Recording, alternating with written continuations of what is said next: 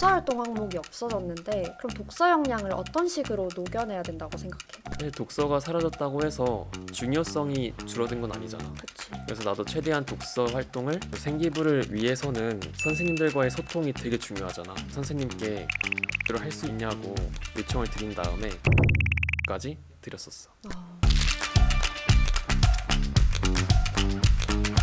2024학년도부터는 학생부에서 독서활동 항목이 없어졌는데 그럼 독서 역량을 어떤 식으로 녹여내야 된다고 생각해? 사실 독서가 사라졌다고 해서 중요성이 줄어든 건 아니잖아. 그치? 그래서 나도 최대한 독서 활동을 진로 활동이든 자유로 활동이든 세특이든 모든 곳에 녹여내려고 노력했어. 그래서 방금 말했다시피 에세이를 쓸 때 코스모스라는 책을 읽고 이런 에세이를 썼다. 이런 식으로 책이랑 다른 활동을 함께 엮으려고 노력을 했지. 누나는 어떻게 했었어? 나는 독서 활동 항목이 남아있을 때 입시를 하긴 했었어. 그런데 그냥 독서 활동란에는 저자랑 책 이름만 딱 기록이 되잖아. 근데 그거보다는 조금 더 나도 무게 있게 내용을 싣고 싶다고 생각해서 행특에 기록될 수 있도록 좀 평소에도 열심히 활동을 했었는데 고등학교 3학년 때도 독서 활동은 꾸준히 하기 위해서 노력을 했었어. 뭐 예를 들어서 고등학교 3학년 언어와 매체 과목에서 뭐 수행평가가 있었을 때 박완서 작가와 이청준 작가의 작품을 읽고 뭐 둘의 이데올로기에 대해서 좀 분석하는 에세이를 썼다거나 고등학교 3학년 합법과 작문 시간에 뭐 동사의 맛이라는 문법 책을 읽고 내가 느낀 점을 썼다거나 이런 식으로 노력했었어. 나는 사실 이 두 도서를 넣은 게 좀 면접에서 궁금해 해주세요 라고 어필을 하는 느낌으로 넣은 거란 말이야. 너도 혹시 비슷했어? 완전 100%그 의도를 갖진 않았지만 어느 정도는 있었다. 나는 부분과 전체라는 책을 읽고 활동을 했었는데 단순히 책을 읽기만 하지 않고 이 책을 가지고 우리가 과학자로서 미개척 분야에 뛰어드는 것이 바람직한가 라는 주제로 뭐 토론을 한다든지 이런 부차적인 활동을 추가를 했었어. 그럼 생기부에 도움이 되는 활동은 어떤 걸 했었어? 나는 동아리 활동이 내 생기부에 정말 큰 도움이 됐다고 생각해. 왜냐하면 정규 수업 시간에는 내가 원하는 실험을 하기 힘들잖아. 동아리에서는 부원들이랑 소통을 해서 우리가 하고자 하는 실험을 할 수 있기 때문에 그 점이 가장 큰 강점인 것 같고, 만약에 실험에서 오류가 발생했어. 그 오류를 개선하기 위해서 추가 실험을 한다든지 시간적 여유가 많기 때문에 실험 내용을 쓰기에는 동아리 활동이 매우 큰 도움이 됐었어. 추가적으로 교내 축제에서 동아리 부스를 운영할 때 리더십 또한 보여준 것 같아서 학업적인 측면이랑 대외적인 측면을 모두 잡은 내용이 동아리라고 생각해. 나도 동아리 활동에 대한 질문을 실제 면접에서도 되게 많이 받았는데 일단 난 문과긴 하잖아.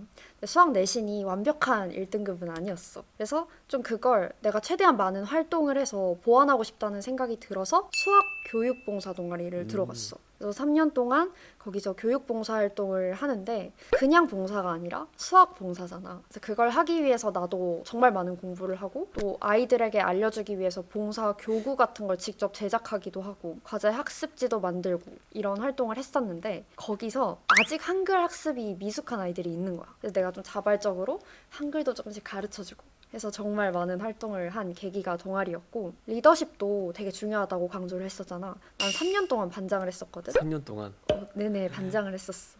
그런데 그때 좀 리더십을 갖추기 위해서는 해야 할 활동이 많잖아. 그래서 내가 꾸준히 반장을 하면서 내가 가진 역량을 좀 깊게 보여주고 싶었어. 그래서 반장으로서 학칙 개정위원회를 열기도 했었고 아니면 모범상을 수상하기도 해서 되게 좋은 스펙이었어. 그리고 탐구 활동은 공동교육 과정을 수강했던 게 되게 인상적이었는데 나는 3학년 1학기 때 영화 감상과 비평이라는 수업을 이제 타 학교로 가서 들었었어. 근데 이때가 되면 다른 수업을 수강하는 게 조금 부담스러울 수 있는 시기잖아. 근데 나는 단순히 학교 수업에서는 할 수 있는 활동을 거의 다 한 것 같은 거야.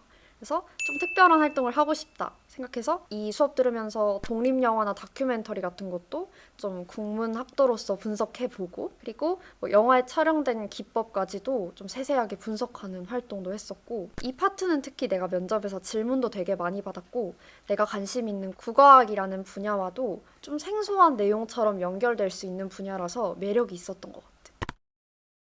생기부를 위해서는 선생님들과의 소통이 되게 중요하잖아. 혹시 기억에 남는 에피소드 같은 거 있어? 탐구 활동을 정리하고 내가 찾아가서 이런 거 했다라고 말씀드리는 것도 되게 중요하다고 생각해. 수업 시간에 발표나 과제가 주어진다면 그 과정을 통해서 내가 이렇게 많은 걸 하고 있어요. 라고 어필하는 게 좋지. 나도 누나 말에 완전 공감을 하는 게 개인 발표 시간을 적극적으로 쌤들께 요청을 해드렸거든. 사실 시험이 끝나거나 연말에는 교내 활동이 되게 많잖아. 맞아. 그러다 보니까 뭔가 개인 발표를 챙기기에 시간도 부족하고 또 귀찮기도 하잖아. 근데 그 귀찮음을 이겨낸다면 사실 후회는 없을 거다라고 나는 확신을 해. 그래서 항상 사전에 선생님께 개인 발표를 할 수 있냐고 요청을 드린 다음에 발표를 한 후에는 발표 요약본까지 드렸었어.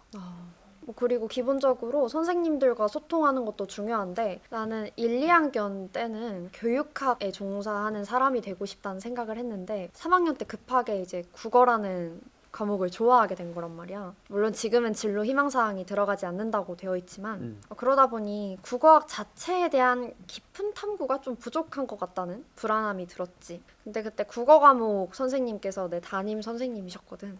그래서 선생님과 되게 상담 많이 하고 내가 힘든 거 있을 때는 적극적으로 조언도 구하면서 진로에 대한 윤곽을 좀 잡아나갔던 것 같아. 고등학교 내내 학교 다니면서 내신 준비하랴 생기부까지 챙기랴 되게 할 게 많은데 시간 관리는 어떻게 했었어? 친구들이 나를 항상 파워 제이라고 말해줬었거든. 왜냐면 내가 학생회도 하고 동아리 부장도 하고 또 방송부도 하고 이런 다양한 대외 활동을 학업이랑 병행했었기 때문에 어떻게 다 했었냐라고 궁금증을 가질 수 있어. 물론 나도 처음에는 욕심을 부리다 보니까 벅찼었지. 이거를 뭐부터 손을 대야 될지 되게 생각이 많았는데 하다 보니까 어떻게 하면은 효율적으로 일을 처리할 수 있겠구나를 깨닫고 그 이후부터는 어떤 일을 맡든 좀 더 쉽게 적응하고 잘할 수 있었던 것 같다. 학교에서 공지를 해줄 때가 많잖아. 그때마다 또 포스트잇에 적어서 집에 가져온 다음에 그 포스트잇에 있는 내용들을 하나의 캘린더에 다 모아놔서 시간을 좀 효율적으로 쓰도록 노력했었고 대외 활동은 초록색 형광펜 그리고 학업적인 내용은 분홍색 형광펜으로 칠하는 것처럼 좀 시각적으로 일을 좀 보도록 확인을 하려고 했었던 것 같다. 그럼 플랜을 다 완성해놓고 오차 없이 지내기 위해서 노력을 많이 했구나. 완전 제이처럼 행동을 했었지. 나도 고등학교 때 제의라는 말을 되게 많이 들었는데 일단 쓸 수 있는 시간 전체를 공부에 쓴다고 해도 동아리나 진로 활동이나 해야 될 게 있으니까 그럴 때 나도 막 필기해 놓으면서 이날 이거 무조건 해야 된다. 난 시간까지도 다 적어서 기록을 했었던 것 같아. 아까 누나 말을 들어보니까 학교 외부 활동도 되게 많이 한 것 같아. 그럼 그런 정보들은 혹시 어떻게 찾았는지 좀 얘기해 줄 수 있어? 정보 자체는 뭐 선배들이 주시기도 했었고 학교 선생님들이 공지하시면 난 그래서 항상 그 게시판을 완전 자주 들어갔었구나. 게시판을 완전 애용했었어. 그래서 올라오는 공지가 있으면 내가 만약에 이게 필요하다. 그럼 바로 신청해서 하기도 했고. 근데 내가 고등학교 2학년 때 이제 비대면 수업이 시작되면서 운 좋게 이제 먼 거리라도 직접 가지 않아도 들을 수 있는 양질의 수업들이 많이 제공된 것도 있는 것 같아. 또 관심이 있는 학생이었으니까. 그치. 기회가 있으면 최대한 이용해라 라고 얘기하고 싶어. 생기부 때문에 고민인 친구들에게 나 그때로 돌아가면 이렇게 할 거다. 이건 놓치지 않을 거다. 라고 조언해준다면 어떤 게 있어? 많은 학생들이 공부도 챙기고 또 생기부도 챙기기 힘들잖아. 그래도 개인 발표만큼은 놓치지 말자고 하고 싶어. 시험이 끝난 다음에 시간적 여유가 있기 때문에 이때 노는 것을 조금만 참고 내가 말하고자 하는 그런 것들을 좀 생기부에 넣으면 어떨까 생각을 해. 그리고 할까 말까 하는 고민 중인 교내 대회나 활동이 있다면 무조건 하는 것을 추천하고 활동을 했으면 그게 나에게 플러스가 됐지 마이너스가 되지는 않는다고 생각하거든. 그 플러스 됨이 또 나한테 긍정적인 영향을 미친다면 또 추후에 활동을 할 때도 또 좋은 결과를 낼 수 있지 않을까. 이과인데도 방송부 활동을 했잖아. 그럼 그 방송부 활동이 어떻게 좀 플러스 요인으로 작용했어? 사실 공부만 하다 보면 말하는 거에 있어서 좀 유창함을 연습할 시간이 부족하거든. 근데 매주 수요일마다 학교 방송을 하면서 좀 말하는 거에 있어서 도움이 된 것 같고 그리고 학생의 활동이랑 방송부 활동을 함께 하면서 뭔가 여러 개의 일이 나한테 닥쳤을 때 이것을 어떻게 효과적으로 해결할지 이런 업무 효율성도 도움이 됐다고 생각해. 나는 좀 본인 진로에 대한 고민을 공부하는 만큼 해도 난 되는 시기라고 생각을 해서 그런 고민도 좀 적극적으로 해봤으면 좋겠는 게 아까 성장 스토리라고 얘기했던 데서 되게 감명을 받았던 게 1, 2, 3학년으로 갈수록 진로가 구체화되잖아. 근데 나는 1학년 때가 좀 명확한 진로가 그래도 없어서 방황했던 흔적이 그래도 생기부에 조금 있더라고. 그래서 내가 1학년으로 돌아간다면 진로에 대한 고민부터 적극적으로 해볼 것 같아.